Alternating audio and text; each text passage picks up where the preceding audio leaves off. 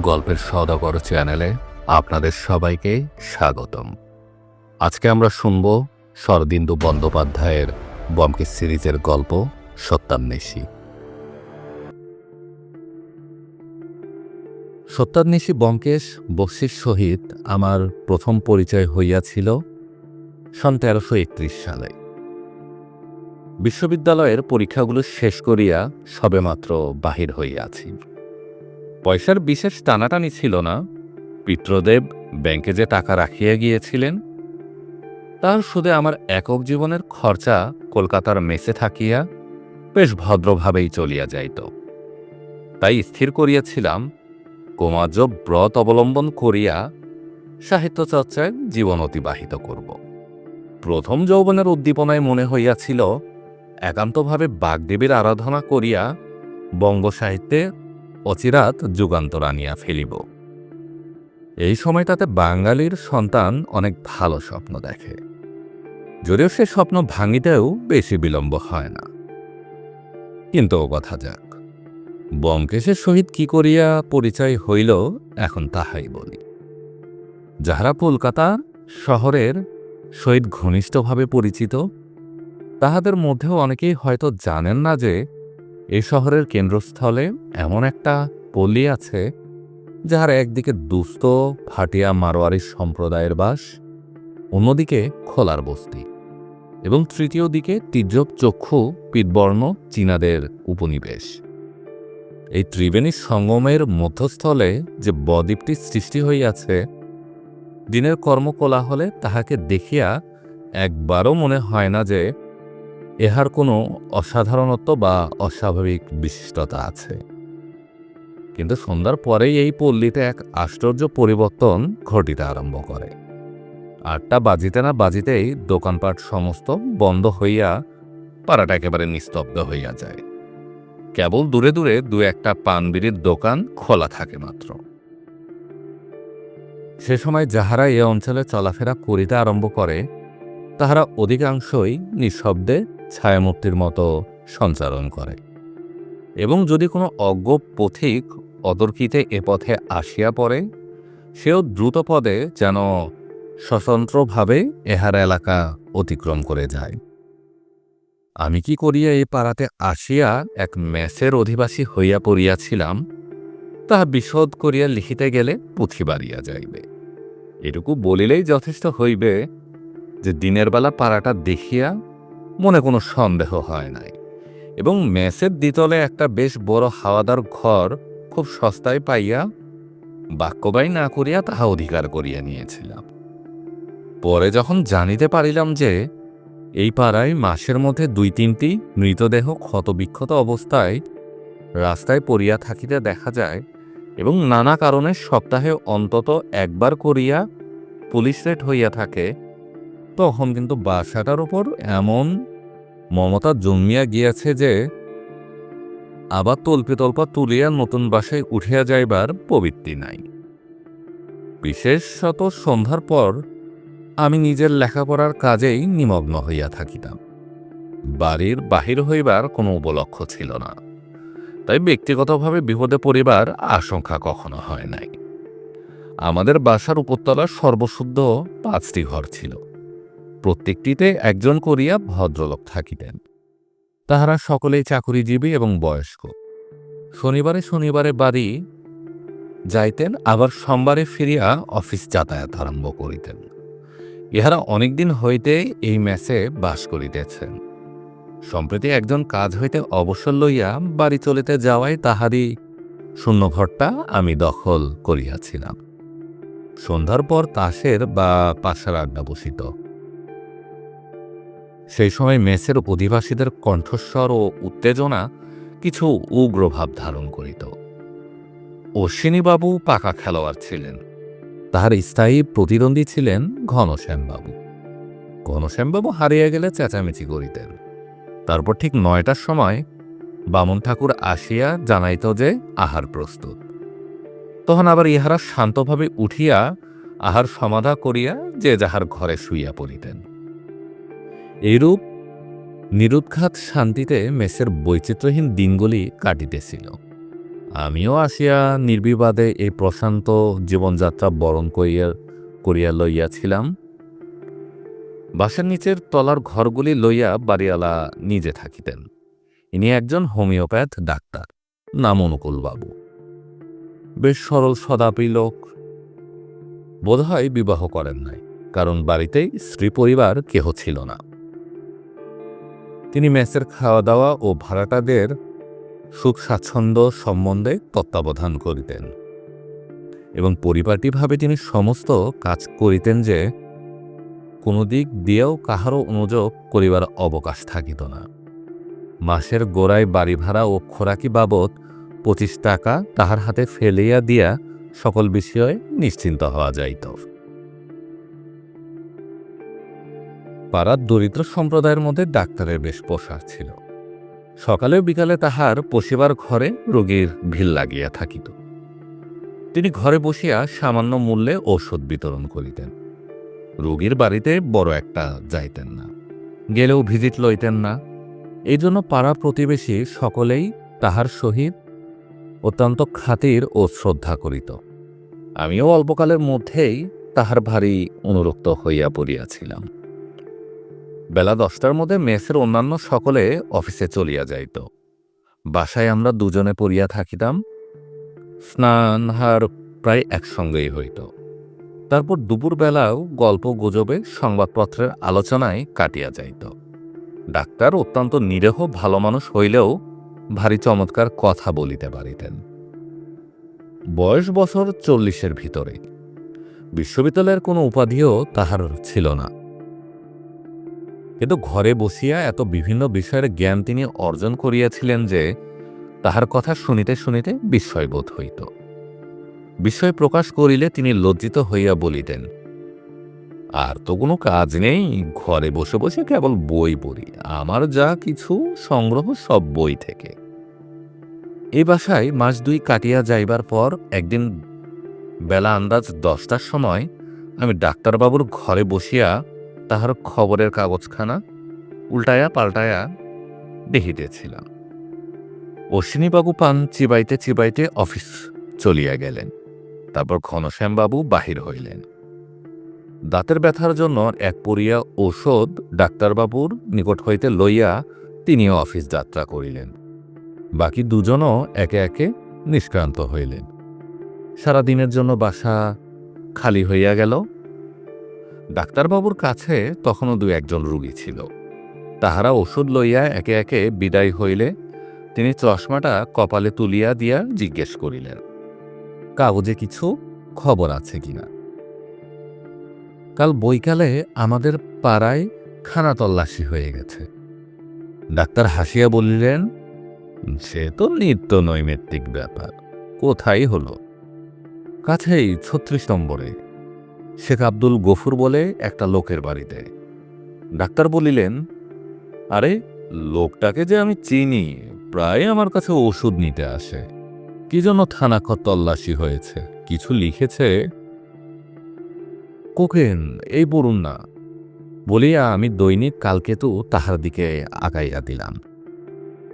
Doctor চশমাজরা পুনশ্চ নাসিকার উপর নামাইয়া পড়িতে লাগিলেন।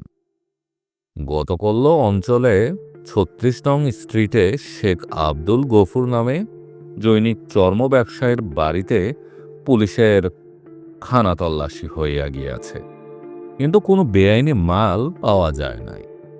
পুলিশের অনুমান এই অঞ্চলে কোথাও একটি কোকেনের গুপ্ত আড়ত আছে। সেখান হইতে সর্বত্র কোকেন সরবরাহ হয়। একদল চতুর অপরাধী পুলিশের চোখে ধুলি নিক্ষেপ করিয়া বহুদিন যাবৎ এই আইন বিগর্হিত ব্যবসা চালাইতেছে। কিন্তু পরিতাপের বিষয়, এ অপরাধীদের নেতাকে এবং ইহাদের গুপ্ত ভাণ্ডার কোথায় তাহা বহু অনুসন্ধানেও নির্ণয় করা যাইতেছে না। ডাক্তার একটু চিন্তা করিয়া কহিলেন, কথাটা ঠিক, আমারও সন্দেহ হয় কাছে পিঠে কোথাও কোকেনের একটা মস্ত আড্ডা আছে। 2-1বার তার ইশারা আমি পেয়েছি। জানেন তো, নানা রকম লোক ওষুধ নিতে আসে। আর যাই করুক, যে কোকেন খোর সে ডাক্তারের কাছে কখনো আত্মগোপন করতে পারে না। কিন্তু এই আব্দুল গফুর লোকটাকে তো আমার কোকেনখোর বলে মনে হয় না, বরং সে যে পাকা আফিংখোর এ কথা জোর দিয়ে বলতে পারি। সে নিজেও সে কথা গোপন করে না। আমি জিজ্ঞাসা করিলাম, আচ্ছা অনুকূল বাবু, এবারে যে এত খুন হয় তার কারণ কি? ডাক্তার বলিলেন, তার খুব সহজ কারণ রয়েছে। যারা গোপনে আইন ভঙ্গ করে একটা বিশাল ব্যবসা চালাচ্ছে, তাদের সর্বদাই ভয় পাছে ধরা পড়ে যায়। সুতরাং দৈবক্রমে যদি কেউ তাদের গুপ্ত কথা জানতে পেরে যায়, তখন তাকে খুন করা ছাড়া অন্য উপায় থাকে না। ভেবে দেখুন, আমি যদি কোকেনের ব্যবসা করি আর আপনি যদি দৈবাত সে কথা জানতে পেরে যান, তাহলে আপনাকে বাঁচতে দেওয়া আমার পক্ষে আর নিরাপদ হবে কি? আপনি যদি কথাটা পুলিশের কাছে ফাঁস করে দেন, তাহলে আমি তো জেলে যাবই, সঙ্গে সঙ্গে এত বড় একটা ব্যবসা ভেস্তে যাবে, লক্ষ লক্ষ টাকার মাল বাজেয়াপ্ত হয়ে যাবে। আমি তা হতে দিতে পারি? বলিয়া তিনি হাসিতে লাগিলেন। আমি বলিলাম, আপনি অপরাধীদের মনস্তত্ত্ব বেশ অনুশীলন করেছেন দেখছি। হ্যাঁ, ওদিকে আমার খুব ঝোঁক আছে। বলিয়া আড়মোড়া ভাঙিতে ভাঙিতে তিনি উঠিয়া দাঁড়াইলেন। আমি উঠি উঠি করিতেছি, এমন সময় একটি লোক আসিয়া প্রবেশ করিল।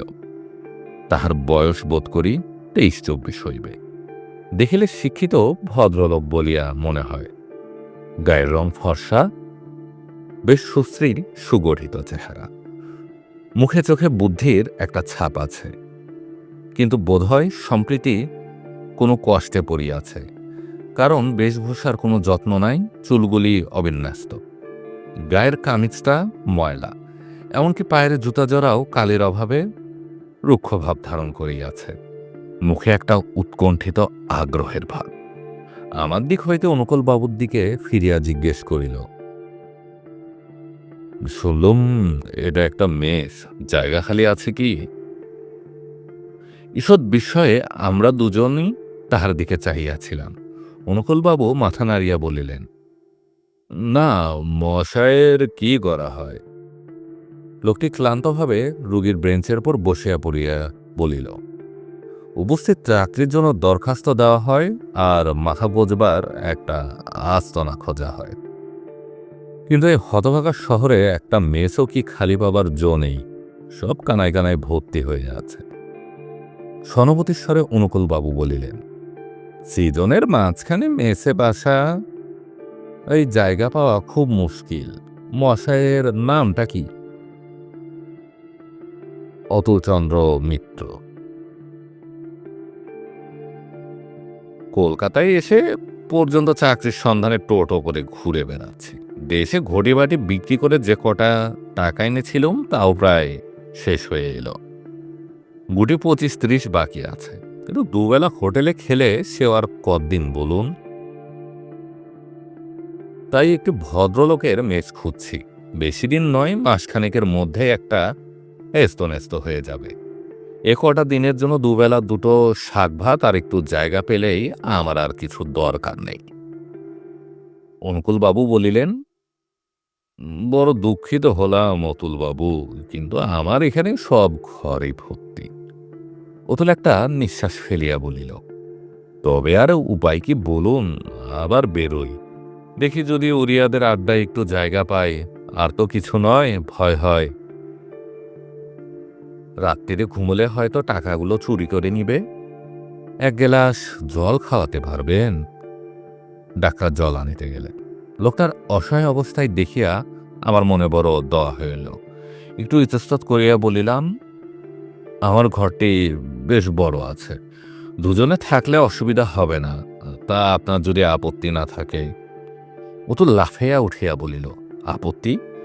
বলেন কি মশাই, সজ্ঞ হাতে পাব। তাড়াতাড়ি ট্যাগ হইতে কতগুলো নোট ও টাকা বাহির করিয়া বলিল, কত দিতে হবে? টাকাটা আগাম নিয়ে নিলে ভালো হতো না? আমার কাছে আবার। তাহার আগ্রহ দেখিয়া আমি হাসিয়া ফেলিলাম, থাক, টাকা পরে দিবেন, এখন তাড়াতাড়ি কিছু নেই। ডাক্তারবাবু জল লইয়া ফিরিয়া আসিলেন। তাহাকে বলিলাম, ইনি সংকটে পড়েছেন, তাই আমার ঘরেই আপাতত থাকুক, আমার কোনো কষ্ট হবে না। অতুল কৃতজ্ঞতায় গদগদ স্বরে বলল, আমার উপর ভারী দয়া করেছেন ইনি, কিন্তু বেশি দিন আমি কষ্ট দিব না। ইতিমধ্যে যদি অন্য কোথাও জায়গা পেয়ে যাই তাহলে সেখানে উঠে যাব, বলিয়া জলপান আনতে গ্যালাসটা নামিয়া রাখিল। ডাক্তার একটু বিস্মিতভাবে আমার দিকে ফিরিয়া বলিলেন, আপনার ঘরে? তা বেশ, আপনার যখন অমত নেই তখন আমি কি বলবো। আপনার সুবিধা হবে, ঘর ভাড়াটাও ভাগাভাগি হয়ে যাবে। আমি তাড়াতাড়ি বললাম, সেজন্য নয়, উনি বিপদে পড়েছেন। ডাক্তার হাসিয়া বলিলেন, সে তো বটেই, তা আপনি আপনার জিনিসপত্র নিয়ে আসুন গে অতুলবাবু, এখানে আপাতত থাকুন। আগে হ্যাঁ, জিনিসপত্র সামান্যই, একটা বিছানা আর ক্যাম্বিসের ব্যাগ এক হোটেলের দারোয়ানের কাছে রেখে এসেছি, এখনই নিয়ে আসছি। আমি বললাম, হ্যাঁ, স্নানাহার এখানেই করবেন। তাহলে তো ভালোই হয়। কৃতজ্ঞ দৃষ্টিতে আমার পানে চাহিয়া অতুল বাহির হইয়া গেল। সে চলিয়া গেলে আমরা কিছুক্ষণ নীরব হইয়া রহিলাম। অনুকূলবাবু অন্যমনস্কভাবে কোচার খুঁটে চশমার কাজ পরিষ্কার করিতে লাগিলেন। আমি জিজ্ঞেস করিলাম, কি ভাবছেন ডাক্তারবাবু? ডাক্তার চমক ভাঙ্গিয়া বলিলেন, কিছু না, বিপন্নকে আশ্রয় দেওয়া উচিত, আপনি ভালোই করেছেন। তবে কি জানেন, অজ্ঞাত পুলু শিলস্য শাস্ত্রের একটা বচন আছে। যাই হোক, আশা করি কোনো ঝঞ্ঝাট উপস্থিত হবে না, বলিয়া তিনি উঠিয়া পড়িলেন। অতুল মিত্র আমার ঘরে আসিয়া বাস করিতে লাগিল।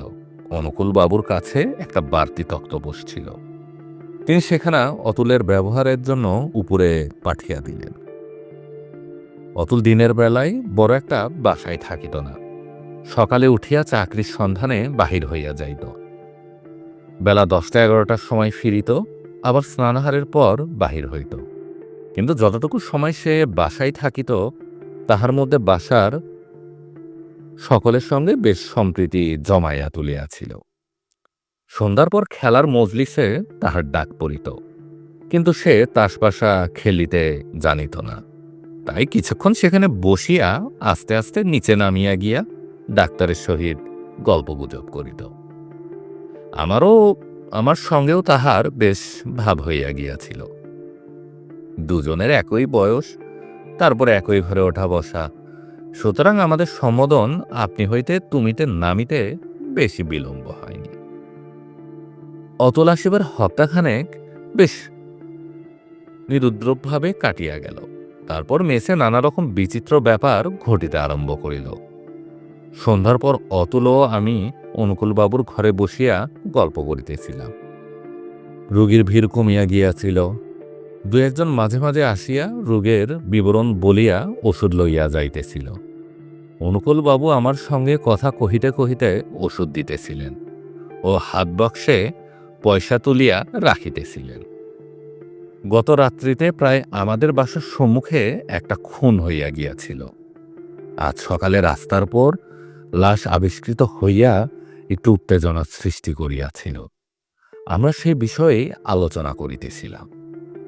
বিশেষ উত্তেজনার কারণ এই যে, লাশ দেখিয়া লোকটাকে দরিদ্র শ্রেণীর ভাটিয়া বলিয়া মনে হইলেও তাহার কোমরের গেজের ভিতর হইতে 100 টাকার 10 কেতা নোট পাওয়া গিয়াছিল।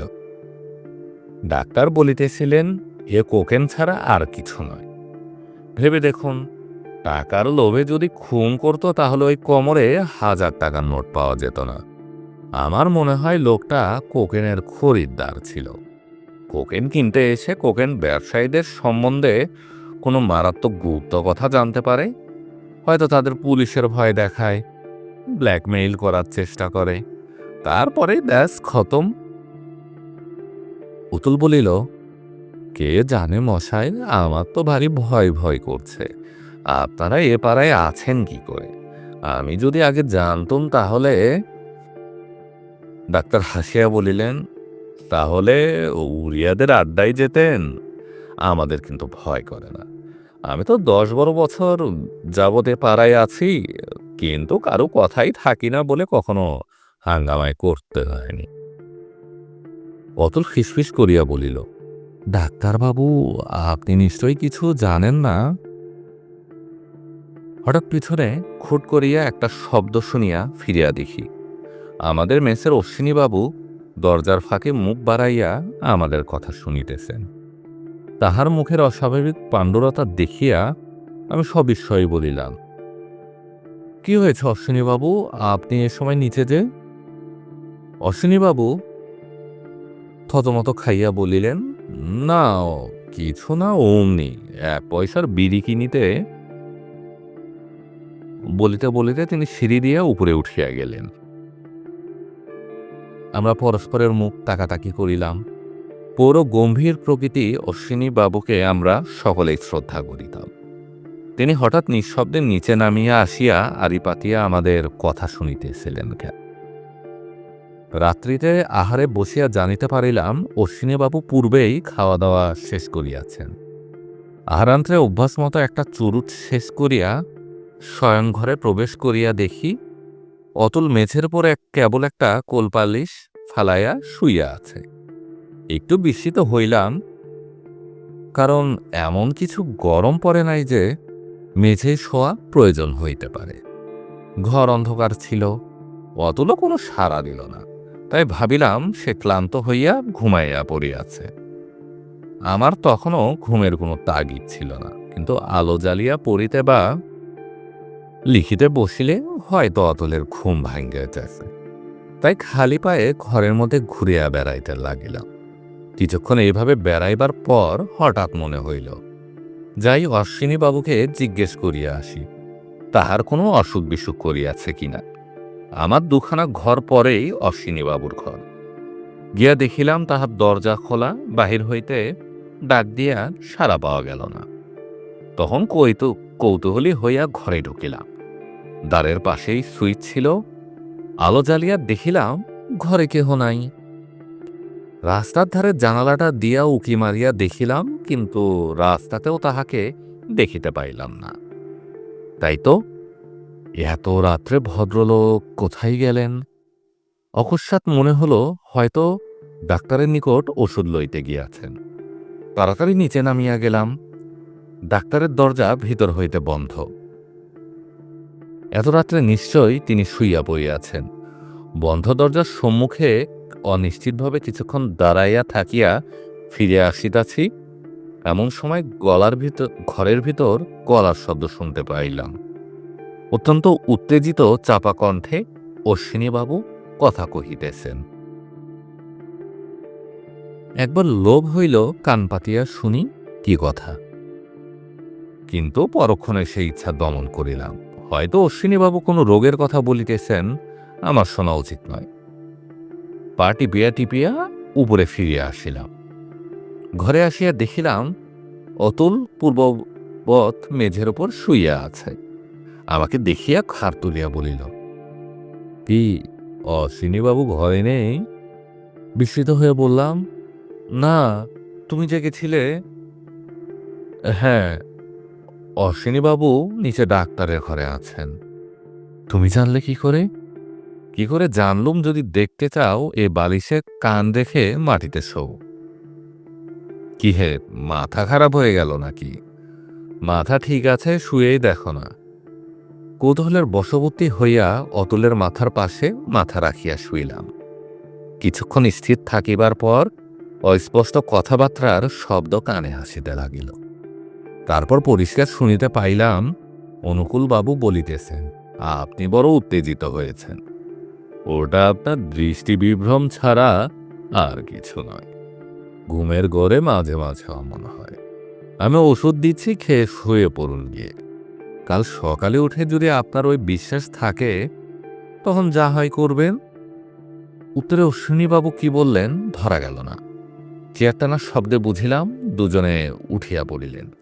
আমি ভূসজ্জা বসিলাম। বলিলাম, ডাক্তারের ঘরটা যে আমাদের ঘরের নিচেই তা মনে ছিল না, কিন্তু কি ব্যাপার বলতো, অশ্বিনীবাবুর হয়েছে কি? অতুল হাই তুলিয়া বলিল, উম, ভগবান জানেন, রাত হলে এবার বিছানায় শুয়ে পড়া যাক। আমি সদিগ্ধভাবে জিজ্ঞেস করিলাম, তুমি মাটিতে শুয়েছিলে কেন? অতুল বলিল, সমস্ত দিন ঘুরে ঘুরে ক্লান্ত হয়ে পড়েছিলাম। মেঝেটা বেশ ঠান্ডা বোধ হলো, তাই শুয়ে পড়লাম। ঘুমও একটু এসেছিল। এমন সময় ওদের কথাবার্তায় চটকা ভেঙে গেল। সিঁড়িতে অশ্বিনীবাবুর পায়ের শব্দ শুনিতে পাইলাম। তিনি নিজের ঘরে ঢুকিয়া সশব্দে দরজা বন্ধ করিয়া দিলেন। ঘড়িতে দেখলাম রাত্রি প্রায় 11টা বাজে। অতুল শুইয়া পড়িয়াছিল। মেস একেবারে নিশুতি হইয়া গিয়াছে। আমি বিছানায় শুইয়া অশ্বিনীবাবুর কথাই ভাবিতে ভাবিতে ঘুমাইয়া পড়িলাম। সকালে অতুলের ঠেলা খাইয়া ধর্মর করিয়া উঠিয়া বসিলাম। বেলা 7টা বাজিয়াছে। অতুল বলিল, ওহে, ওঠো ওঠো, গতি ভালো ঠেকছে না। কেন, কি হয়েছে? অশ্বিনীবাবু ঘরের দরজা খুলছেন না, ডাকাডাকিতেও সাড়া পাওয়া যাচ্ছে না। কি হয়েছে তার? তা বলা যায় না, তুমি এসো। বলিয়া সে ঘর হইতে তাড়াতাড়ি বাহির হইয়া গেল। আমিও তাহার পশ্চাতে বাইরে আসিয়া দেখিলাম অশ্বিনীবাবুর দরজার সম্মুখে সকলেই উপস্থিত আছেন। উৎকণ্ঠিত জল্পনা ও দ্বার ঠেলাঠেলি চলিতেছে। নিচে হইতে অনুকূলবাবু আসিয়াছেন। দুশ্চিন্তা উৎকণ্ঠা ক্রমে বাড়িয়াই চলিল, কারণ অশ্বিনীবাবু এতবেলা পর্যন্ত কখনো ঘুমান না। তাছাড়া যদি ঘুমাইয়া পড়িয়াই থাকেন, তবে এত হাক ডাকেও জাগিতেছেন না কেন? অতুল অনুকূলবাবুর নিকটে গিয়া বলিল, দেখুন, দরজা ভেঙে ফেলা যাক, আমার তো ভালো বোধ হচ্ছে না। অনুকূলবাবু বলিলেন, হ্যাঁ হ্যাঁ, সে আর বলতে। ভদ্রলোক হয়তো মূর্ছিত হয়ে আছেন, নাইলে জবাব দিচ্ছেন না কেন? আর দেরি নয়, অতুলবাবু দরজা ভেঙে ফেল। 1.5 ইঞ্চি পুরো কাঠের দরজা, তাহার ওপর ইয়েল লক লাগানো। কিন্তু অতুল এবং আরও 2-3 জন একসঙ্গে সজোরে ধাক্কা দিতেই বিলাতি তালা ভাঙ্গিয়া ছনছন শব্দে দরজা খুলিয়া গেল। তখন মুক্ত দ্বার পথে যে বস্তুটি সকলের দৃষ্টিগোচর হইল, তাহা দেখিয়া বিস্ময়ে ভয়ে কাহারও মুখ হয়ে কথা ফুটিল না। স্তম্ভিত হইয়া দেখিলাম, ঠিক দরজার সম্মুখেই অশ্বিনীবাবু ঊর্ধ্বমুখ হইয়া পড়িয়া আছেন। তাহার গলা এক প্রান্ত হইতে অন্য প্রান্ত পর্যন্ত কাটা। মাথা ও ঘাড়ের নিচে পুরু হইয়া রক্ত জমিয়া যেন একটা লাল মখমলের গালিচা বিছাইয়া দিয়াছে। আর তাহার প্রক্ষিপ্ত প্রসারিত দক্ষিণ হস্তে একটা রক্ত মাখানো খুর তখনও যেন জিজ্ঞাসা ভরে হাসিতেছে। নিশ্চল জড় পিণ্ডবৎ আমরা কিছুক্ষণ দাঁড়িয়া রইলাম। তারপর অতুল ও ডাক্তার একসঙ্গে ঘরে ঢুকিলেন। ডাক্তার বিহ্বলভাবে অশ্বিনীবাবুর বিভৎস মৃতদেহের প্রতি তাকাইয়া থাকিয়া কম্পিত স্বরে কহিলেন, কি ভয়ানক! অবশেষে অশ্বিনীবাবু আত্মহত্যা করিলেন। অতুলের দৃষ্টি কিন্তু মৃতদেহের দিকে ছিল না। তাহার 2 চক্ষু তলোয়ারের ফলার মতো ঘরের চারদিকে ইতস্তত ঘুরিয়া বেড়াইতেছিল। সে একবার বিছানাটা দেখিল, রাস্তার ধারের খোলা জানালা দিয়া উকি মারিল। তারপর ফিরিয়া শান্ত স্বরে বলিল, আত্মহত্যা নয় ডাক্তারবাবু, এ খুন, নৃশংস নরহত্যা। আমি পুলিশ ডাকতে চললুম, আপনারা কোনো জিনিস ছোঁবেন না। অনুকূলবাবু বলিলেন, বলেন কি অতুলবাবু, খুন? কিন্তু দরজা ভিতর থেকে বন্ধ ছিল, তাছাড়া ওটা, বলিয়া অঙ্গুলি নির্দেশ করিয়া মৃতের হস্তে রক্তাক্ত খুঁটটা দেখাইলেন। অতুল মাথা নাড়িয়া বলল, তা হোক, তবু এ খুন। আপনারা থাকুন, আমি এখনই পুলিশ ডেকে আনছি। সে দ্রুতপদে নিষ্ক্রান্ত হইয়া গেল। ডাক্তারবাবু কপালে হাত দিয়া সেখানে বসিয়া পড়িলেন। বলিলেন, উহ, শেষে আমার বাসায় এই ব্যাপার হইল। পুলিশের কাছে মেসের চাকর বামুন হইতে আরম্ভ করিয়া আমাদের সকলেরই এজাহার হইল। যে যাহা জানি বলিলাম, কিন্তু কাহারও জবানবন্দিতে এমন কিছু প্রকাশ পাইল না যাহাতে অশ্বিনীবাবুর মৃত্যুর কারণ অনুমান করা যাইতে পারে। অশ্বিনীবাবু অত্যন্ত নির্বিরোধ লোক ছিলেন। মেস ও অফিস ব্যতীত অন্য কোথাও তাহার বন্ধু বান্ধব কেহ ছিল বলিয়া জানা গেল না। তিনি প্রতি শনিবারে বাড়ি যাইতেন। ১০-১২ বৎসর এরূপ চলিয়া আসিতেছে, কখনো ব্যতিক্রম হয় নাই। কিছুদিন হইল তিনি বহুমূত্র রোগে ভুগিতেছিলেন, এরূপ গোটা কয়েক সাধারণ কথাই প্রকাশ পাইল। ডাক্তার অনুকূল বাবুও এধার দিলেন। তিনি যাহা বলিলেন তাহাতে অশ্বিনীবাবুর মৃত্যুর রহস্য পরিষ্কার না হইয়া যেন আরও জটিল হইয়া উঠিল। তাহার জবানবন্দি সম্পূর্ণ উদ্ধৃতি করিতেছি। গত ১২ বছর যাবৎ অশ্বিনীবাবু আমার বাসায় ছিলেন। তার বাড়ি বর্ধমান জেলার হরিহরপুর গ্রামে। তিনি সওদাগরি অফিসে কাজ করতেন। ১২০ টাকা আন্দাজ মাইনে পেতেন। এত অল্প মাহিনায় পরিবার নিয়ে কলকাতায় থাকার সুবিধা হয় না, তাই তিনি একলা মেসে থাকতেন। এ মেসের প্রায় সকলেই তাই করে থাকে। অশ্বিনীবাবুকে আমি যতদূর জানি তিনি সরল প্রকৃতির কর্তব্যনিষ্ঠ লোক ছিলেন। কখনো কারো পাওনা ফেলে রাখতেন না। কারো কাছে ১ পয়সা ধার ছিল না। কোনো বদখেয়াল কি নেশা ছিল বলেও আমার জানা নেই। মেসের অন্য সকলেই এই বিষয়ে সাক্ষ্য দিতে পারবেন।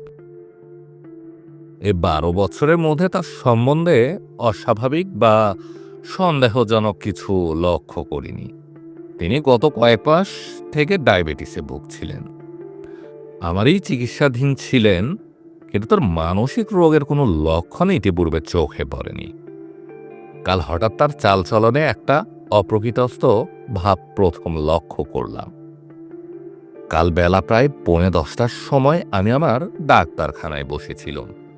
হঠাৎ অশ্বিনীবাবু এসে বললেন, ডাক্তারবাবু, আপনার সঙ্গে আমার একটা গোপনীয় কথা আছে। একটু আশ্চর্য হয়ে তার মুখের দিকে চেয়ে দেখলুম। তাকে অত্যন্ত বিচলিত মনে হলো। জিজ্ঞেস করলুম, কি কথা? তিনি এদিক ওদিক চেয়ে চাপা গলায় বললেন, এখন নয়, আর এক সময়। বলেই তাড়াতাড়ি তিনি অফিসে চলে গেলেন। সন্ধ্যার পর আমি, অজিতবাবু এবং অতুলবাবু আমার ঘরে বসে গল্প করছিলুম। হঠাৎ অজিতবাবু দেখতে পেলেন দরজার পাশে দাঁড়িয়ে অশ্বিনীবাবু আমাদের কথা শুনছেন। তাকে ডাকতেই তিনি কোনো গতিতে একটা কৈফিয়ত দিয়ে তাড়াতাড়ি চলে গেলেন। আমরা সবাই অবাক হয়ে রইলুম। ভাবলুম, কি হলো অশ্বিনীবাবুর? তারপর রাত্রি 10টার সময় তিনি চোরের মতো চুপি চুপি আমার দরজায় এসে উপস্থিত হলেন।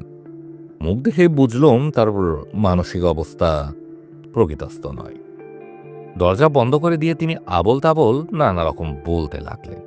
কখনো বলেন ঘুমিয়ে ঘুমিয়ে ভীষণ বিভীষিকাময় স্বপ্ন দেখেছেন, কখনো বলেন একটা ভয়ানক গুপ্ত রহস্য জানতে পেরেছেন।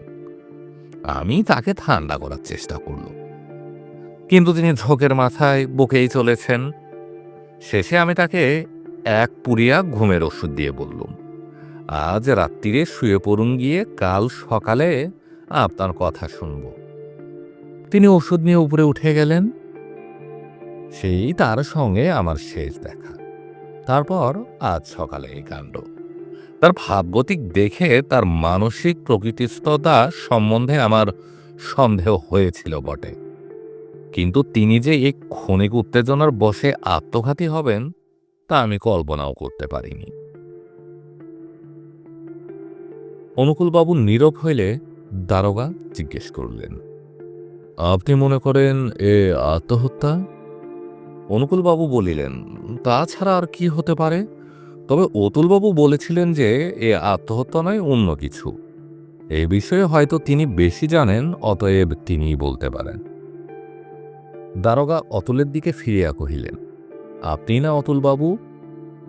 এটা যে আত্মহত্যা নয় তা মনে করবার কোনো কারণ আছে? আছে।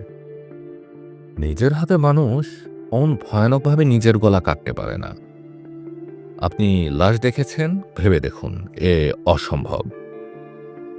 দারোগা কিয়ৎকাল চিন্তা করিয়া বলিলেন, হত্যাকারীকে আপনার কোনো সন্দেহ হয় কি? না। হত্যার কারণ কিছু অনুমান করতে পারেন কি?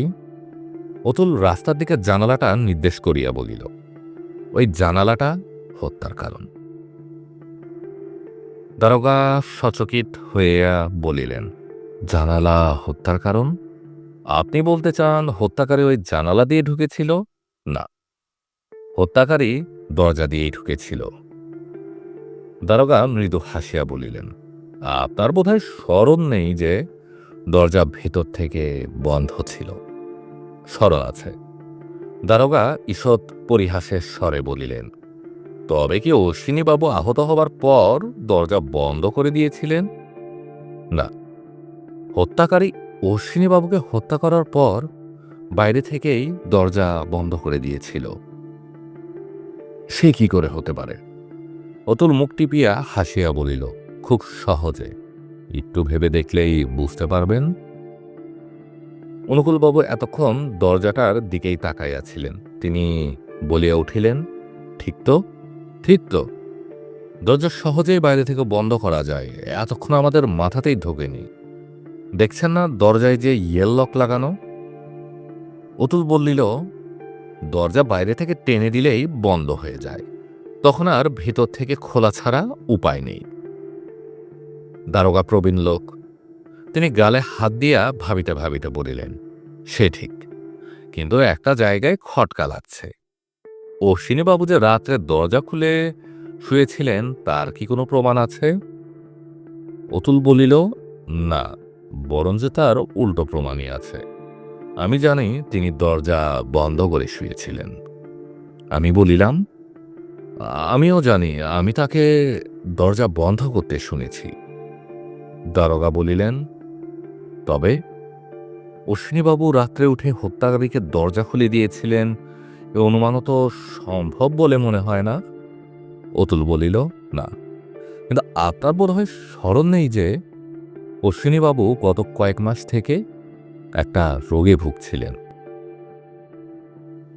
রোগে ভুগছিলেন? ও, ঠিক বলেছেন, ঠিক বলেছেন অতুলবাবু, ও কথাটা আমার খেয়ালই ছিল না। দারোগা একটু মুরব্বিয়ানা ভাবে বলিলেন, আপনি দেখছি বেশ ইন্টেলিজেন্ট লোক।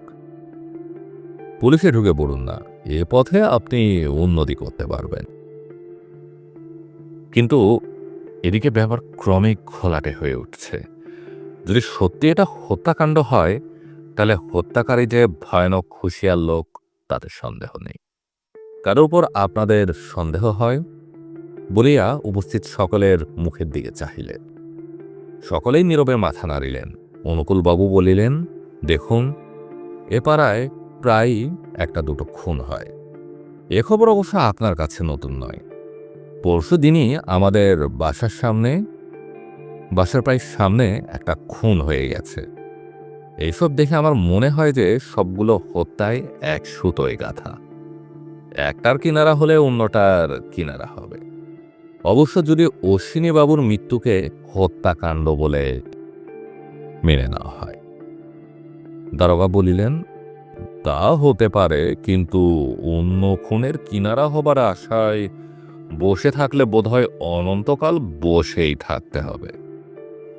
অতুল বলিল, দারোগা বাবু, যদি এ খুনের কিনারা করতে চান তাহলে জানালাটার কথা ভালো করে ভেবে দেখবেন। দারোগা ক্লান্তভাবে বললেন, সব কথাই আমাদের ভালো করে ভেবে দেখতে হবে অতুলবাবু। এখন আপনাদের প্রত্যেকের ঘর আমি খানা তল্লাশ করতে চাই।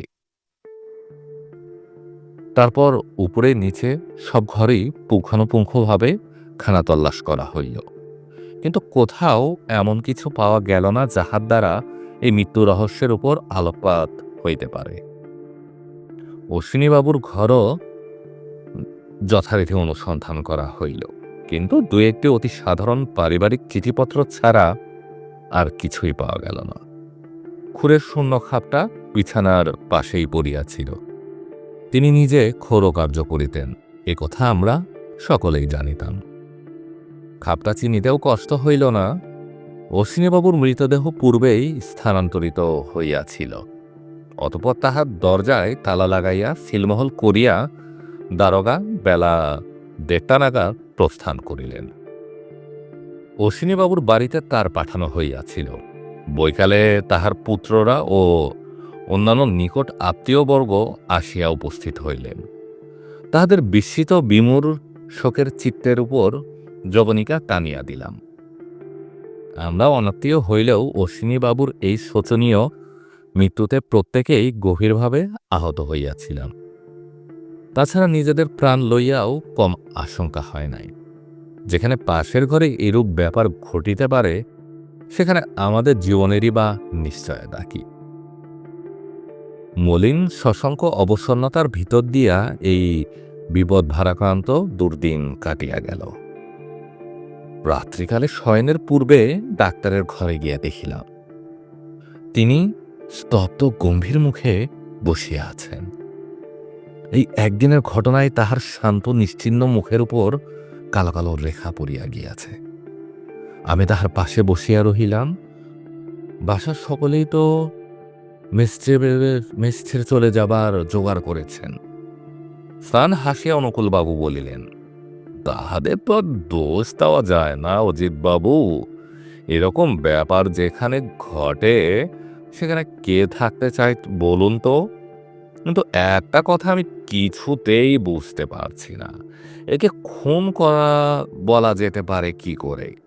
আর যদি খুনই হয়, তাহলে মেসের বাইরের লোকের দ্বারা তো খুন সম্ভব হতে পারে না।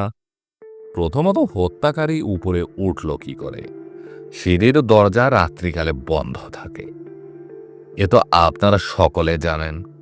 যদি ধরে নেওয়া যায় লোকটা কোনো কৌশলে উপরে উঠেছিল, কিন্তু সে অশ্বিনীবাবুর খুর দিয়ে তাকে খুন করলো কি করে? এ কি কখনো সম্ভব? সুতরাং বাইরের লোকের দ্বারা খুন হয়নি, এ কথা নিশ্চিত। তাহলে বাকি থাকেন কারা? যারা মেসে থাকেন। এদের মধ্যে অশ্বিনীবাবুকে খুন করতে পারে এমন কেউ আছে কি? অবশ্য অতুলবাবু অল্পদিন হলো এসেছেন, তার বিষয়ে আমরা কিছু জানি না। আমি চমকাইয়া উঠিয়া বলিলাম, অতুল? ডাক্তারবাবু গলা খাটো করিয়া বলিলেন, অতুলবাবু লোকটাকে আপনার কি রকম মনে হয়? আমি বললাম, অতুল? না না, এ কখনো সম্ভব নয়। অতুল কি জন্য অশ্বিনীবাবুকে? ডাক্তার বলিলেন, তবেই দেখুন, আপনার মুখ থেকে প্রমাণ হয়ে যাচ্ছে যে এমএসের কেউ এ কাজ করিতে পারে না। তাহলে বাকি থাকে কি? তিনি আত্মহত্যা করেছেন, এই কথাটাই কি বাকি থেকে যাচ্ছে না? কিন্তু আত্মহত্যা করবারও তো একটা কারণ থাকা চাই। সে কথাও আমি ভেবে দেখেছি। আপনার মনে আছে কিছুদিন আগে আমি বলেছিলাম যে এ পাড়ায় একটা কোকেনের গুপ্ত সম্প্রদায় আছে। এই সম্প্রদায়ের সর্দারকে তা কেউ জানে না। হ্যাঁ, মনে আছে। ডাক্তার ধীরে ধীরে বলিলেন, এখন মনে করুন অশ্বিনী বাবুই যদি এই সম্প্রদায়ের সর্দার হন। আমি স্তম্ভিত হইয়া বললাম, সে কি? তাও কি কখনো সম্ভব? ডাক্তারবাবু বলিলেন, অজিতবাবু, পৃথিবীতে কিছুই অসম্ভব নয়। বরঞ্চ কাল রাত্রে অশ্বিনীবাবু আমাকে যেসব কথা বলেছিলেন, তাতে এই সন্দেহই ঘনীভূত হয়। খুব সম্ভব তিনি অত্যন্ত ভয় পেয়েছিলেন। অত্যাধিক ভয় পেলে মানুষ অপ্রকৃতস্থ হয়ে পড়ে। কে বলতে পারে, হয়তো এই অপ্রকৃতিস্তর মধ্যেই ঝোঁকেই তিনি আত্মহত্যা করেছেন। ভেবে দেখুন, এ অনুমান কি সঙ্গত মনে হয় না? এই অভিনব থিওরি শুনিয়া আমার মাথা একেবারে গুলাইয়া গিয়াছিল। আমি বলিলাম, কি জানি ডাক্তারবাবু, আমি তো কিছুই ধারণা করতে পারছি না। আপনি বরং আপনার সন্দেহের কথা পুলিশকে খুলে বলুন। ডাক্তার উঠিয়া দাঁড়াইয়া বলিলেন, কাল তাই বলিব। এ সমস্যার একটা মীমাংসা না হওয়া পর্যন্ত যেন কিছুতেই শান্তি পাচ্ছি না। 2-3টা দিন কোনো রকমে কাটিয়া গেল। মনের একান্ত অশান্তির উপর সিআইডি বিভাগের বিবিধ কর্মচারীর নিরন্তর যাতায়াতে ও সওয়াল জবাবে প্রাণ অতিষ্ঠ হইয়া উঠিয়াছিল। ম্যাচের প্রত্যেকে পলাই করিতেছিলেন, কিন্তু আবার পালাইতেও সাহস হইতেছিল না। কি জানি, তাড়াতাড়ি বাসা ছাড়িলে যদি পুলিশ তাহাকেই সন্দেহ করিয়া বসে। বাসারে কোনো ব্যক্তির চারধারে যে সন্দেহের জাল ধীরে ধীরে গুটাইয়া আসিতেছে, তাহার ইশারা পাইতেছিলাম, কিন্তু সে ব্যক্তি কে তাহা অনুমান করিতে পারিতেছিলাম না। মাঝে মাঝে অজ্ঞাত আতঙ্কে বুকটা ধরাস করিয়া উঠিতেছিল। পুলিশ আমাকেই সন্দেহ করে না তো? সেদিন সকালে অতুল ও আমি ডাক্তারের ঘরে বসিয়া সংবাদপত্র পাঠ করিতেছিলাম। একটা মাঝারি গোছের প্যাকিং কেসে ডাক্তারের ওষুধ আসিয়াছিল। তিনি বাক্স খুলিয়া সেগুলো সযত্নে বাহির করিয়া আলমারিতে সাজাইয়া রাখিয়াছিলেন। প্যাকিং কেসের ওপর আমেরিকার ছাপ মারা ছিল। ডাক্তারবাবু দেশীয় ওষুধ ব্যবহার করিতেন না, দরকার হইলেই আমেরিকা কিংবা জার্মানি হইতে ওষুধ আনাইয়া লইতেন। প্রায় মাসে মাসে তাহার এক বাক্স করিয়া ওষুধ আসিত। অতুল খবরের কাগজের অর্ধাংশটা নামাইয়া রাখিয়া বলিল, ডাক্তারবাবু, আপনি বিদেশ থেকে ওষুধ আনান কেন? দেশীয় ওষুধ কি ভালো হয় না? অতুল একটা বড় সুগার অফ মিল্কের শিশি তুলিয়া লইয়া তাহার গায়ে লেখা বিখ্যাত বিক্রেতাদের নাম দেখিয়া বলিল, এরিক অ্যান্ড হ্যাভেল। এরাই বুঝি সবচেয়ে ভালো ওষুধ বিক্রি করে? হ্যাঁ। আচ্ছা, হোমিওপ্যাথিতে সত্যি সত্যি রোগ সারে? আমার তো বিশ্বাস হয় না। এক ফোঁটা জল খেলে আবার রোগ সারবে কি? ডাক্তার মৃদু হাসিয়া বলিলেন, এত লোক যে ওষুধ নিতে আসে, তারা কি ছেলে খেলা করে? অতুল বলিল, হয়তো রোগ আপনিই সারে, তারা ভাবে ওষুধের গুণে সারল। বিশ্বাসেও অনেক সময় কাজ হয় কিনা। ডাক্তার শুধু একটু হাসিলেন, কিছু বলিলেন না। কিয়ৎকাল পরে জিজ্ঞেস করিলেন, খবরের কাগজে আমাদের বাসার কথা কিছু আছে নাকি? আছে বলিয়া আমি পড়িয়া শুনিলাম, হতভাগ্য অশ্বিনী কুমার চৌধুরীর হত্যার এখনো কোনো কিনারা হয় নাই।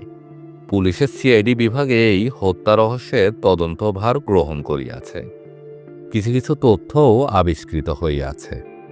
আশা করা যাইতেছে শীঘ্রই আসামি গ্রেফতার হইবে। ছাই হবে, ওই আশা করা পর্যন্তই। ডাক্তারবাবু মুখ ফিরিয়া বলিয়া উঠিলেন, এ কি দারোগা বাবু? দারোগা ঘরে প্রবেশ করিলেন, সঙ্গে দুজন কনস্টেবল। ইনি আমাদের সেই পূর্ব পরিচিত দারোগা। কোনো প্রকার ভনিতা না করিয়া একেবারে অতুলের সম্মুখে গিয়া বলিলেন, আপনার নামে ওয়ারেন্ট আছে, থানায় যেতে হবে। গোলমাল করবেন না, তাতে কোনো ফল হবে না। রামধনী সিং, হ্যান্ডকাফ লাগাও। একজন কনস্টেবল ক্ষিপ্র অভ্যস্ত হাতে করাত করিয়া হাত করা পরাইয়া দিল। আমরা সবাই উঠিয়া দাঁড়িয়েছিলাম। অতুল বলিয়া উঠিল, এ কি? দারোগা বলিলেন, এই দেখুন ওয়ারেন্ট, অশ্বিনী কুমার চৌধুরীকে হত্যা করার অপরাধে অতুল চন্দ্র মিত্রকে গ্রেফতার করা হলো। আপনারা দুজনে একে অতুল চন্দ্র মিত্র বলে শনাক্ত করছেন। নিঃশব্দে অভিভূতের মতো আমরা ঘাড় নাড়িলাম। অতুল মৃদু হাসিয়া বলিল, শেষ পর্যন্ত আমাকেই ধরিলেন। আচ্ছা, চলুন থানায়। অজিত, কিছু ভেব না, আমিই নির্দোষ। একটা ঠেকা গাড়ি ইতিমধ্যে বাড়ির সম্মুখে আসিয়া দাঁড়িয়েছিল। অতুল তাহাতে তুলিয়া পুলিশ সদল বলে চলিয়া গেল। পাংশুমুখে ডাক্তার বলিলেন, অতুল বাবুই তাহলে? কি ভয়ানক, কি ভয়ানক! মানুষের মুখ দেখে কিচ্ছু বোঝবার উপায় নেই। আমার মুখের কথা বাহির হইল না। অতুল হত্যাকারী, এ কয়দিন তাহার সহিত একত্র বাস করিয়া তাহার প্রতি আমার মনে একটা প্রীতিপূর্ণ সৌহার্দ্যের সূত্রপাত হইয়াছিল। তাহার স্বভাবটি এত মধুর যে আমার হৃদয় এই অল্পকাল মধ্যেই সে জয় করিয়া লইয়াছিল।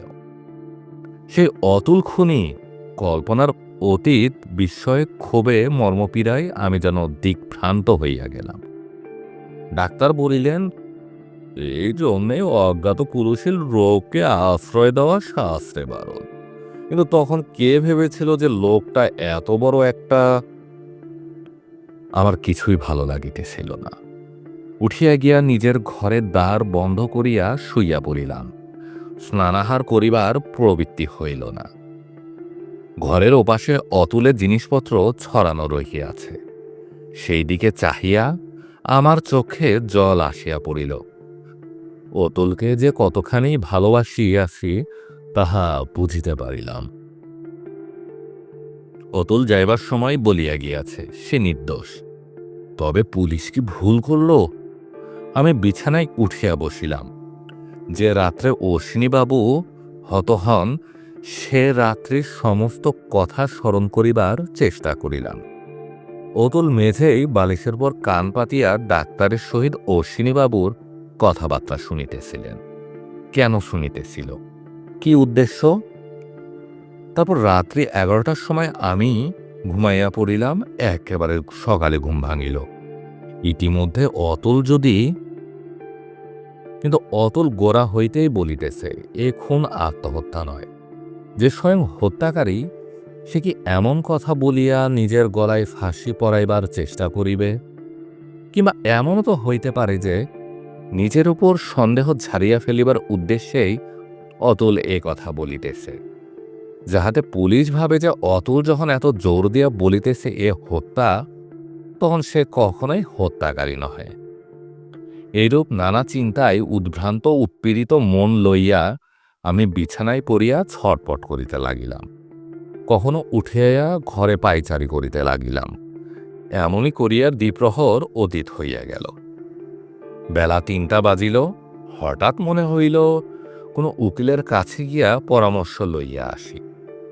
এরূপ অবস্থায় পড়িলে কি করা উচিত কিছুই জানা ছিল না। উকিল কাহাকেও চিনি না। যাহা হোক, একটা উকিল খুঁজিয়া বাহির করা দুষ্কর হইবে না বুঝিয়া একটা জামা গলাইয়া লইয়া তাড়াতাড়ি বাহির হইবার উপক্রম করিতেছি। এমন সময় দরজায় ধাক্কা পড়িল। দ্বার খুলিয়া দেখি সম্মুখে অতুল। হ্যাঁ, অতুল বলিয়া আমি আনন্দে তাহাকে প্রায় জড়াইয়া ধরিলাম। সে দোষী কি নির্দোষ সে আন্দোলন মন থেকে একেবারে মুছিয়া গেল। রুক্ষ মাথা, শুষ্ক মুখ, অতুল হাসিয়া বলিল, হ্যাঁ ভাই, আমি বড্ড ভুগিয়েছে। অনেক কষ্টে একজন জামিন পাওয়া গেল, তাই ছাড়া পেল, নইলে আজ হাজতবাস করতে হইত। তুমি চলেছ কোথায়? একটু অপ্রতিভভাবে বললিলাম, উকিলের বাড়ি। অতুল সস্নেহে আমার একটা হাত চাপিয়া দিয়া বলিল, আমার জন্য আত্মার দরকার নেই ভাই, আপাতত কিছুদিনের জন্য ছাড়ান্ত পাওয়া গেছে। দুজনে ঘরের মধ্যে আসিলাম। অতুল ময়লা জামিটা খুলিতে খুলিতে বলিল, উহ, মাথাটা ঝাঝা করিতেছে। সমস্ত দিন না খাওয়া নেই, তুমিও দেখছি নাওনি খাওনি। বেচারি, চলো চলো, মাথায় 2 ঘটি জল ঢেলে যা হোক দুটো মুখে দেওয়া যাক, নারী একেবারে চুইয়ে গেছে। আমি দ্বিধা ঠেলিয়া বলিবার চেষ্টা করিলাম, অতুল, তুমি, আমি কি অশ্বিনীবাবুকে খুন করেছি কিনা? অতুল মৃদকণ্ঠে হাসিল, সে আলোচনা পরে হবে, এখন কিছু খাওয়া দরকার। মাথাটা ধরেছে দেখছি, যা হোক স্নান করলেই সেরে যাবে বোধ হয়। ডাক্তারবাবু প্রবেশ করিলেন। তাহাকে দেখিয়া অতুল বলিল, অনুকূলবাবু, ঘষার দোয়ানির মতো আমি আবার ফিরে এলুম। ইংরেজিতে একটা কথা আছে না, ব্যাড পেনিং, আমার অবস্থাও প্রায় সেরকম। পুলিশেও নিলে না, ফিরিয়ে দিলে। ডাক্তার একটু গম্ভীরভাবে বলিলেন, অতুলবাবু, আপনি ফিরে এসেছেন খুব সুখের বিষয়। আশা করি পুলিশ আপনাকে নির্দোষ বুঝেই ছেড়ে দিয়েছে। কিন্তু আমার এখানে আর আপনার, বুঝতেই তো পারছেন, 5 জনকে নিয়ে মেস, এমনি সকলে পালাই পালাই করছেন। তারপর যদি আবার আপনি কিছু মনে করবেন না, আপনার প্রতি আমার কোনো বিদ্বেষ নেই, কিন্তু। অতুল বলিল, না না, সে কি কথা, আমি এখন দাগে আসামি, আমাকে আশ্রয় দিয়ে আপনারা বিপদে পড়বেন কেন? বলা তো যায় না, পুলিশ হয়তো শেষে আপনাকেও এডিং অ্যাবেটিং চার্জে ফেলবে। তা আজই কি চলে যেতে বলেন? ডাক্তার একটু চুপ থাকিয়া অনিচ্ছাভাবে বলিলেন, না, আজ একটা থাকুন, কিন্তু কাল সকালেই। অতুল বলিল, নিশ্চয়ই, কাল আর আপনাদের বিব্রত করব না, যেখানে হোক একটা আস্তনা খুঁজে নিব। শেষ পর্যন্ত উড়িয়া হোটেল তো আছেই, বলিয়া হাসিল। ডাক্তার তখন থানায় কি হইল জিজ্ঞাসা করিলেন। অতুল ভাষা ভাষা জবাব দিয়া স্নান করিতে চলিয়া গেল। ডাক্তার আমাকে বলিলেন, অতুলবাবু মনে মনে ক্ষুণ্ণ হলেন বুঝতে পারছি, কিন্তু উপায় কি বলুন? একে তো মেসের বদনাম হয়ে গেছে, তারপর যদি পুলিশের গ্রেফতারি আসামি রাখি, সেটা কি নিরাপদ হবে? আপনিই বলুন। বাস্তবিক এটুকু সাবধানতা ও স্বার্থপরতার জন্য কাহাকেও দোষ দেওয়া যায় না। আমি বিরসভাবে ঘাড় নাড়িলাম, বলিলাম, তা আপনার মেস, আপনি ছাড়া ভালো বুঝবেন করবেন। আমি গামছা কাঁধে ফেলিয়া স্নানঘরের উদ্দেশ্যে প্রস্থান করিলাম। ডাক্তার লজ্জিত বিমর্ষ মুখে বসিয়া রহিলেন। স্নানাহার শেষ করিয়া ফিরিতেছি, এমন সময় ঘনশ্যামবাবু অফিস হইতে ফিরিলেন। সম্মুখে অতুলকে দেখিয়া তিনি যেন ভূত দেখার মতো চমকিয়া উঠিলেন। পাংশু মুখে বলিলেন, অতুলবাবু, আপনি? অতুল মৃদু হাসিয়া বলিল, আমি বটে ঘনশ্যামবাবু, আপনার কি বিশ্বাস হচ্ছে না? ঘনশ্যামবাবু বলিলেন, কিন্তু আপনাকে তো পুলিশে। এ পর্যন্ত বলিয়া একটা ঢোক গিলিয়া তিনি নিজের ঘরে ঢুকিয়া পড়িলেন। অতুলের চোখেও কৌতুকে নাচিয়া উঠিল। সে মৃদু কণ্ঠে বলল, বাঘে ছুলে 18 খার, পুলিশ ছুলে বোধ হয় 58। ঘনশ্যামবাবু আমায় দেখে বিশেষ ভয় পেয়েছেন দেখছি। সেদিন সন্ধেবেলা অতুল বলিল, ওহে দেখো তো দরজাটা তালা লাগছে না। দেখিলাম বিলেটি তালায় কি গোলমাল হইয়াছে। গৃহস্বামীকে খবর দিলাম। তিনি আসিয়া দেখিয়া বলিলেন, বিলিতি তালায় ওই মুশকিল, ভালো আছেন তো বেশ আছেন, খারাপ হলে একেবারে ইঞ্জিনিয়ার ডাকতে হয়। এর চেয়ে আমাদের দেশি হুড়কো ভালো, যা হোক কালই মেরামত করিয়ে দিব। বলিয়া তিনি নামিয়া গেলেন। রাত্রে শয়নের পূর্বে অতুল বলিল, অজিত, মাথা ধরাটা ক্রমেই বাড়ছে, কি করি বলো তো? আমি বলিলাম, ডাক্তারের কাছে থেকে এক পুরিয়া ওষুধ নিয়ে খাও না। অতুল বলিল, হোমিওপ্যাথি ওষুধ তাতে সারবে? আচ্ছা দেখা যাক, হোমিওপ্যাথির জোর। আমি বলিলাম, চলো, আমার শরীরটাও ভালো থাকছে না। ডাক্তার তখন দ্বার বন্ধ করিবার উপক্রম করিতেছিলেন। আমাদের দেখিয়া জিজ্ঞাসুভাবে মুখের দিকে চাহিলেন। অতুল বলিল, আপনার ওষুধের গুণ পরীক্ষা করতে এলুম, বড্ড মাথা ধরেছে, কিছু ব্যবস্থা করতে পারেন? ডাক্তার খুশি হইয়া বলিলেন, বিলক্ষণ, পারি বই কি। পিত্তি পরে মাথা ধরেছে, বসুন, এক্ষুনি ওষুধ দিচ্ছি। বলিয়া আলমারি হইতে নতুন ওষুধ পুড়িয়া করিয়া আনিয়া দিলেন। যান, খেয়ে শুয়ে পড়ুন গিয়ে, কাল সকালে আর কিছু থাকবে না। অজিতবাবু, আপনার চেহারাটাও তো ভালো ঠেকছে না। উত্তেজনার পর অবসাদ বোধ হচ্ছে না? শরীর ঢিসঢিস করছে? বুঝছি, আপনিও এক দাগ নিন, শরীর বেশ ঝরঝরে হয়ে যাবে। ওষুধ লইয়া বাহির হইতেছি, অতুল বলিল, ডাক্তারবাবু, ব্যোমকেশ বক্সী বলে কাউকে চেনেন? ডাক্তার ঈষৎ চমকিত হইয়া বলিলেন, না, কে উনি? অতুল বলিল, জানি না, আজ থানায় তার নাম শুনলুম, তিনি নাকি এই হত্যার তদন্ত করছেন। ডাক্তার মাথা নাড়িয়া বলিলেন, না, আমি তাকে চিনি না। উপরে নিজেদের ঘরে ফিরে আসি আমি বলিলাম, অতুল, এবার সব কথা আমায় বলো। কি বলবো? তুমি আমার কাছে কিছু লুকোচ্ছ, কিন্তু সে হবে না, সব কথা খুলে বলতে হবে।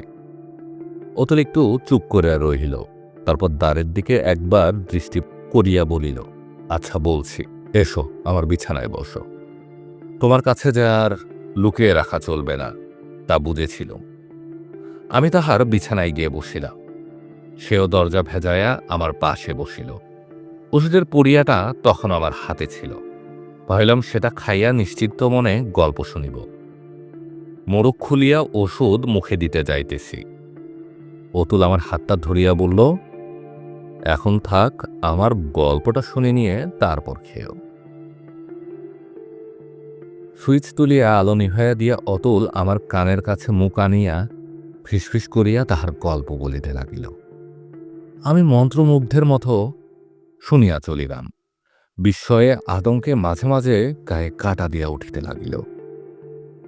15 মিনিট পরে সংক্ষেপে গল্প সমাপ্ত করিয়া অতুল বলিল, আজ এই পর্যন্তই থাক, কাল সব খুলে বলবো। এরিয়ম অঙ্কিত ঘড়ির দিকে চাহিয়া বলিল, এখনো সময় আছে, রাত্রি 2টোর আগে কিছু ঘুরছে না। তুমি বরঞ্চ ইতিমধ্যে একটু ঘুমিয়ে নাও, ঠিক সময়ে আমি তোমাকে ডেকে তুলব। রাত্রি তখন বোধ করি 1:30টা হইবে। অন্ধকারে চোখ মিলিয়া বিছানায় শুইয়াছিলাম। শ্রবণেন্দ্রিয় এত তীক্ষ্ণ হইয়া উঠিয়াছিল যে নিঃশ্বাস প্রশ্বাসের সঙ্গে বিছানার ওপর দেহের উত্থান পথনের শব্দ স্পষ্ট শুনিতে পাইতেছিলাম।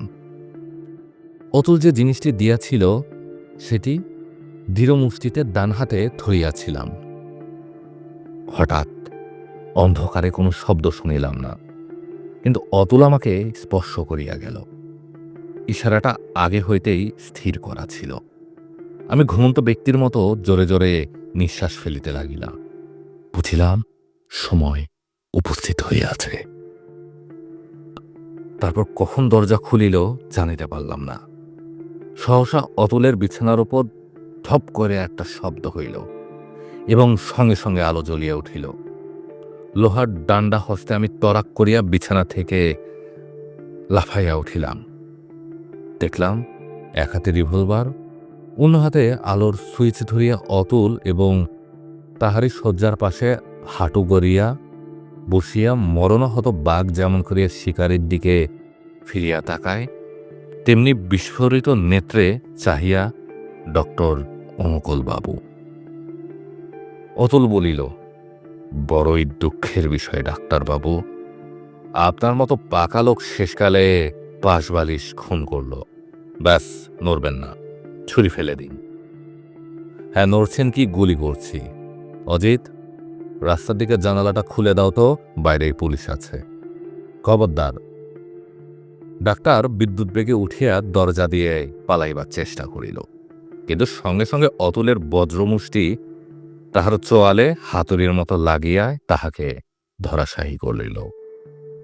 মাটিতে উঠিয়া বসিয়া ডাক্তারবাবু বলিলেন, বেশ, হার মানল, কিন্তু আমার অপরাধ কি শুনি? অপরাধ কি একটা ডাক্তার যে মুখে মুখে বলবো? তার প্রকাণ্ড ফিরিস্তি পুলিশ অফিসে তৈরি হয়েছে, ক্রমে প্রকাশ পাবে। আপাতত 4-5 জন কনস্টেবল সঙ্গে করিয়া দারোগা ও ইন্সপেক্টর প্রবেশ করিল। অতুল বলিল, আপাতত ব্যোমকেশ বক্সী সত্যান্বেষীকে আপনি খুন করার চেষ্টা করেছেন। এই অপরাধে পুলিশের শপথ করছি। ইন্সপেক্টর বাবু, ইনি আসামি। ইন্সপেক্টর নিঃশব্দে ডাক্তারের হাতে হাত করা লাগাইলেন। ডাক্তার বিষাক্ত দৃষ্টিতে চাহিয়া বলিল, এর ষড়যন্ত্র। পুলিশ আর ওই ব্যোমকেশ বক্সী মিলে আমাকে মিথ্যে মোকদ্দমায় ফাঁসিয়েছে, কিন্তু আমিও দেখে নিব। দেশে আইন আদালত আছে, আমারও টাকার অভাব নেই। ব্যোমকেশ বলিল, তা তো নেই, এত কোকেন বিক্রির টাকা যাবে কোথায়? বিকৃত মুখে ডাক্তার বলিল, আমি কোকেন বিক্রি করি তার কোনো প্রমাণ আছে? আছে বই কি ডাক্তার, তোমার সুগার অফ মিল্কের শিশিতেই তার প্রমাণ আছে। চোখের মুখে নুন পড়িলে যেমন হয়, ডাক্তার মুহূর্ত মধ্যে তেমন কুকরাইয়া গেল। তাহার মুখ দিয়া আর কথা বাহির হল না, শুধু নির্বিশেষ চক্ষু দুটা ব্যোমকেশের উপর শক্তিহীন ক্রোধে অগ্নিবৃষ্টি করিতে লাগিল। আমার মনে হইল এ যেন আমার সে সাদাসিধা নির্বিরোধ অনুকূলবাবু নহে, একটা দুর্দান্ত নরঘাতক গুন্ডা ভদ্রতার খোলস ছাড়িয়া বাহির হইয়া আসিল। ইহারই সহিত এতদিন পরম বন্ধুভাবে কাল কাটাইয়াছি ভাবিয়া শিহরিত হইয়া উঠিলাম। ব্যোমকেশ জিজ্ঞাসা করিল, কি ওষুধ আমাদের দুজনকে দিয়েছিলে ঠিক করে বলো দেখি ডাক্তার। মফিয়ার গুঁড়ো না? বলবে না? বেশ, বলো না, কেমিক্যাল পরীক্ষায় ধরা পড়বেই। একটা চুরুট ধরাইয়া বিছানায় আরাম করিয়া বসিয়া বলিল, দারোগা বাবু, এবার আমার এত্তালা লিখুন। ফার্স্ট ইনফরমেশন রিপোর্ট লিপিবদ্ধ হইলে পর ডাক্তারের ঘরখানা তল্লাশ করিয়া দুটি বড় বড় বোতলে কোকেন বাহির হইল। ডাক্তার সেই যে চুপ করিয়াছিল আর বাংলিশ উক্তি করে নাই। তারপর তাহাকে বমাল সমেত থানায় রওনা করিয়া দিতে ভোর হইয়া গেল। তাহাদের চালান করিয়া দিয়া ব্যোমকেশ বলিল, এখানে তো সব লণ্ডভণ্ড হয়ে আছে, চলো আমার বাসায়, সেখানে গিয়ে চা খাওয়া যাবে। হ্যারিসন রোডের একটা বাড়ির তেতলায় উপস্থিত হইয়া দেখিলাম দ্বারের পাশে পিতলের ফলকে লেখা আছে, শ্রী ব্যোমকেশ বক্সী, সত্যান্বেষী। ব্যোমকেশ বলিল, স্বাগত মহাশয়, দিনের কুটিরে পদার্পণ করুন। জিজ্ঞেস করিলাম, সত্যান্বেষীটা কি? ওটা আমার পরিচয়। ডিটেকটিভ কথাটা শুনতে ভালো নয়, গোয়েন্দা শব্দটা আরও খারাপ, তাই নিজের খেতাব দিয়েছি সত্যান্বেষী। ঠিক হয়নি? সমস্ত তেতলাটা ব্যোমকেশের। গুটি 4-5 ঘর আছে, বেশ পরিষ্কার পরিচ্ছন্ন। জিজ্ঞেস করিলাম, একলাই থাকো বুঝি? হ্যাঁ, সঙ্গী কেবল ভৃত্য পুটিরাম। আমি একটা নিঃশ্বাস ফেলিয়া বলিলাম, দিব্যি বাসাটি। কতদিন এখানে আছো? প্রায় বছরখানেক। মাঝে কেবল কয়েকদিনের জন্য তোমাদের বাসায় স্থান পরিবর্তন করেছিলাম। ভৃত্য পুটিরাম তাড়াতাড়ি স্টোভ জ্বালিয়া চা তৈয়ার করিয়া আনিল। গরম পেয়ালায় চুমুক দিয়া ব্যোমকেশ বলিল, তোমাদের মেসেজ ছদ্মবেশে কটা দিন মন্দ কাটল না। ডাক্তার কিন্তু শেষের দিকে ধরে ফেলেছিল। দোষ অবশ্য আমারই। কিরকম? পুলিশের কাছে জানালার কথাটা বলেই ধরা পড়ে গেল। বুঝতে পারছো না? ওই জানালা দিয়ে অশ্বিনীবাবু। না, গোড়া থেকে বলো। চায়ে আর এক চুমুক দিয়া ব্যোমকেশ বলিল, আচ্ছা তাই বলছি। কতক তো কাল রাত্রেই শুনেছ, বাকিটা শোনো। তোমাদের পাড়ায় যে মাসের পর মাস ক্রমাগত খুন হয়ে চলেছিল, তা দেখে পুলিশের কর্তৃপক্ষ বেশ বিব্রত হয়ে উঠেছিলেন। একদিকে বেঙ্গল গভর্নমেন্ট, আর অন্যদিকে কাগজওয়ালারা পুলিশকে ভেতরে বাইরে খোঁচা দিয়ে দিয়ে আরও অতিষ্ঠ করে তুলেছিল। এরকম যখন অবস্থা, তখন আমি গিয়ে পুলিশের বড় সাহেবের সঙ্গে দেখা করলুম। বললুম, আমি একজন বেসরকারি ডিটেকটিভ, আমার বিশ্বাস আমি এইসব খুনের কিনারা করতে পারব। অনেক কথাবার্তার পর কমিশনার সাহেব আমাকে অনুমতি দিলেন। শর্ত হলো, তিনি আর আমি ছাড়া এ কথা কেউ জানবে না। তারপর তোমাদের বাসায় গিয়ে জুটলুম। কোথাও অনুসন্ধান চালাতে গেলে অবস্থানের কাছে বেজ অফ অপারেশন থাকা দরকার, তাই তোমাদের মেসটা বেছে নিয়েছিলাম। তখন কে জানতো যে বিপক্ষ দলের বেজ অফ অপারেশনস ওই একই জায়গায়।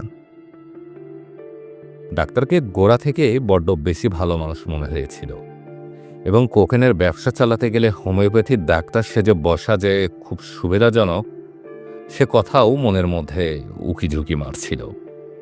কিন্তু ডাক্তারই যে নাটের গুরু, এ সন্দেহ তখনও হয়নি। ডাক্তারকে প্রথম সন্দেহ হলো অশ্বিনীবাবু মারা যাবার দিন। মনে আছে বোধহয়, সেদিন রাস্তার উপরে একজন ভাটিয়ার লাশ পাওয়া গিয়েছিল। ডাক্তার যখন শুনল যে তার ট্যাকের গেজে 1000 টাকার নোট বেরিয়েছে, তখন তার মুখে মুহূর্তের জন্য এমন একটা ব্যর্থ লোভের ছবি ফুটে উঠল যে তা দেখেই আমার সমস্ত সন্দেহ ডাক্তারের উপর গিয়ে পড়ল। তারপর সন্ধেবেলায় অশ্বিনীবাবুর আড়ি পেতে কথা শোনার ঘটনা। আসলে অশ্বিনীবাবু আমাদের কথা শুনতে আসেননি, তিনি এসেছিলেন ডাক্তারের সঙ্গে কথা কইতে। কিন্তু আমরা রয়েছি দেখে তাড়াতাড়ি যা হয় একটা কৈফত দিয়ে চলে গেলেন। অশ্বিনীবাবুর ব্যবহারে আমার মনে আবার ধোঁকা লাগলো। মনে হলো তিনি আসল আসামি। রাত্রিরে মেঝেই কান পেতে যা শুনলাম তাতেও ব্যাপারটা স্পষ্ট হলো না। শুধু এটুকু বুঝলাম যে তিনি ভয়ঙ্কর কিছু একটা দেখেছেন। তারপর সে রাত্রে যখন তিনি খুন হলেন, তখন আর কোনো কথাই বুঝতে বাকি রইল না। ডাক্তার যখন সেই ভাটিয়াটাকে রাস্তার উপর খুন করে, দৈবক্রমে অশ্বিনীবাবু নিজের জানালা দিয়ে সে দৃশ্য দেখে ফেলেছিলেন, আর সেই কথাই তিনি গোপনে ডাক্তারকে বলতে গিয়েছিলেন। এখন ব্যাপারটা বেশ বুঝতে পারছো। ডাক্তার কোকেনের ব্যবসা করত, কিন্তু কাউকে জানতে দিত না যে সে এই কাজের সর্দার। যদি কেউ দৈবাৎ জানতে পেরে যেত, তাকে তৎক্ষণাৎ খুন করত। এইভাবে সে নিজেকে এতদিন বাঁচিয়ে এসেছে। ওই ভাটিয়াটা সম্ভবত ডাক্তারের দালাল ছিল, হয়তো তারই মারফত বাজারে কোকেন সরবরাহ করত। এটা আমার অনুমান, ঠিক নাও হতে পারে। একদিন রাত্রে সে ডাক্তারের কাছে এসেছিল, কোনো কারণে তাদের মধ্যে মনোমালিন্য হয়। হয়তো লোকটা ডাক্তারকে ব্ল্যাকমেইল করার চেষ্টা করে, পুলিশের ভয় দেখায়। তারপরই যেই সে বাড়ি থেকে বেরিয়েছে, অমনিই ডাক্তার পিছন পিছন গিয়ে তাকে শেষ করে দেয়। অশ্বিনীবাবু নিজের জানালা থেকে এই দৃশ্য দেখতে পেলেন এবং ঘোর নির্বুদ্ধিতার বশে সে কথা ডাক্তারকে বলতে গেলেন। তার কি উদ্দেশ্য ছিল জানি না। তিনি ডাক্তারের কাছে উপকৃত ছিলেন, তাই হয়তো তাকে সাবধান করে দিতে চেয়েছিলেন। ফল হলো কিন্তু তার ঠিক উল্টো। ডাক্তারের চোখে তার আর বেঁচে থাকবার অধিকার রইল না।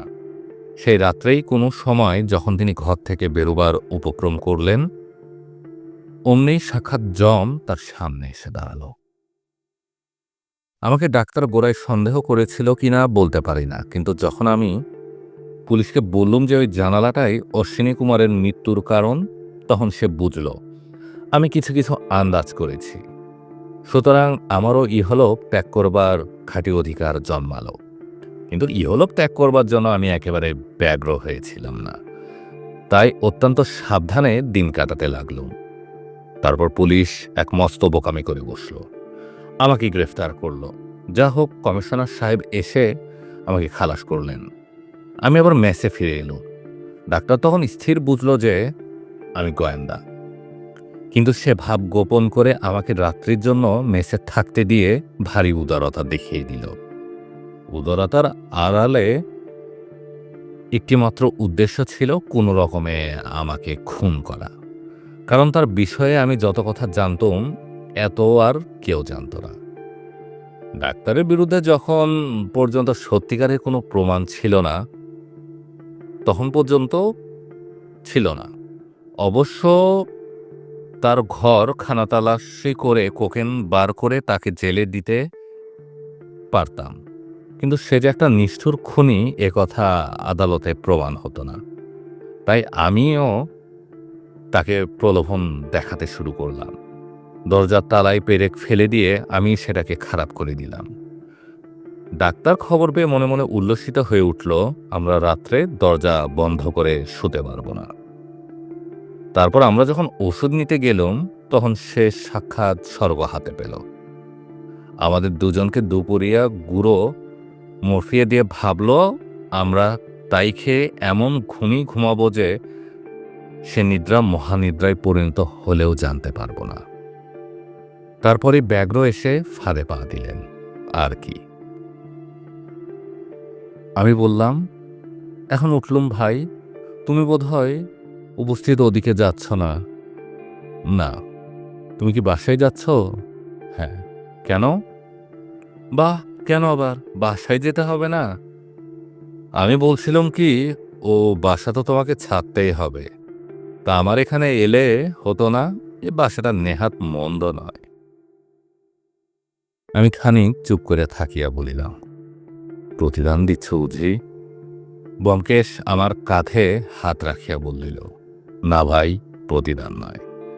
মনে হচ্ছে তোমার সঙ্গে এক জায়গায় না থাকলে আমার আর মন টিকবে না। এই কদিনেই কেমন একটা বদ অভ্যাস জন্মে গেছে। সত্যি বলছো? সত্যি বলছি। তবে তুমি থাকো, আমি জিনিসপত্রগুলো নিয়ে আসি। ব্যোমকেশ প্রফুল্ল মুখে বলিল, সেই সঙ্গে আমার জিনিসগুলো আনতে ভুলো না যেন।